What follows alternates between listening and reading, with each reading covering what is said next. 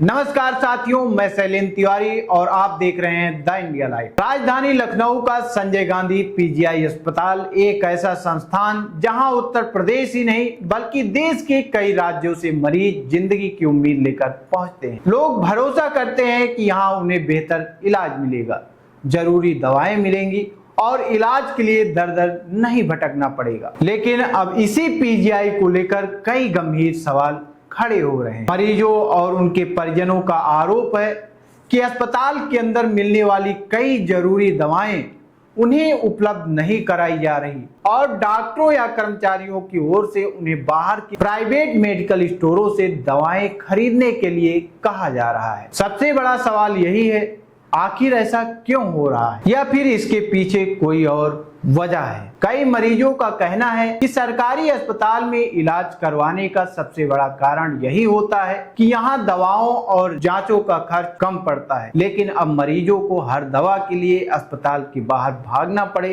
तो फिर गरीब और जरूरतमंद मरीज आखिर जाएं तो जाएं कहां। सोचिए, एक परिवार अपने मरीज को लेकर सैकड़ों किलोमीटर दूर से पीजीआई पहुंचता है, इलाज शुरू होता है, लेकिन फिर उन्हें बताया जाता है कि यह दवा अस्पताल में उपलब्ध नहीं है और बाहर से खरीदनी पड़ेगी। कई बार ऐसी दवाओं की कीमत हजारों रुपए तक होती है। ऐसे में गरीब परिवार इलाज कराए या दवा खरीदे।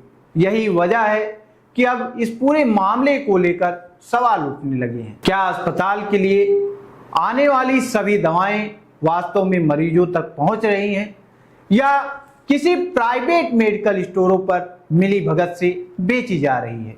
अगर दवाएं अस्पताल में मौजूद हैं तो मरीजों को बाहर क्यों भेजा जा रहा है? अगर दवाएं मौजूद नहीं हैं तो उनकी आपूर्ति की जिम्मेदारी किसकी है? और अगर सरकारी दवाएं किसी तरह बाहर के प्राइवेट मेडिकल स्टोरों तक पहुंच रही हैं तो आखिर इस पूरे खेल के पीछे कौन लोग हैं? हाल ही में पीजीआई में सरकारी दवाओं और प्रतिबंधित नारकोटिक इंजेक्शनों की कथित चोरी और अवैध बिक्री से जुड़े आरोपों ने भी कई सवाल खड़े कर दिए हैं। आरोप है कि कुछ सरकारी दवाएं अस्पताल से बाहर पहुंच रही थी और निजी मेडिकल स्टोरों तक बेची जा रही थी। हालांकि जांच अभी जारी है और जांच पूरी होने के बाद ही सच्चाई सामने आएगी। लेकिन इस पूरे मामले ने मरीजों और उनके परिजनों की चिंताओं को जरूर बढ़ा दिया है, क्योंकि अगर सरकारी अस्पताल की दवाएं मरीजों तक पहुंचने के बजाय कहीं और पहुंच रही है तो इसका सीधा असर उन लोगों पर पड़ता है जो अपनी आखिरी उम्मीद लेकर अस्पताल पहुंचते हैं।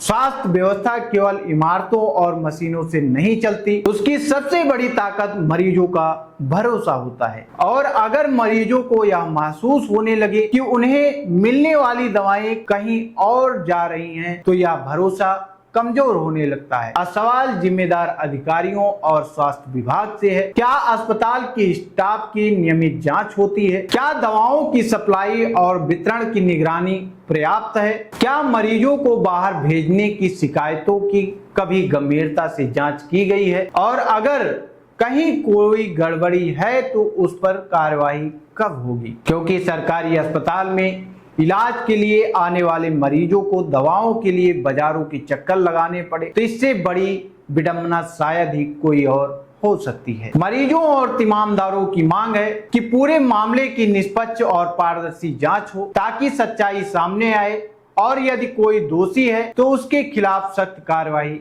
की जाए। क्योंकि बात सिर्फ दवाओं की नहीं है, बात उन लाखों लोगों के भरोसे की है जो पीजीआई को अपनी जिंदगी की आखिरी उम्मीद मानते हैं। मैं शैलेंद्र तिवारी और आप देख रहे थे द इंडिया लाइव।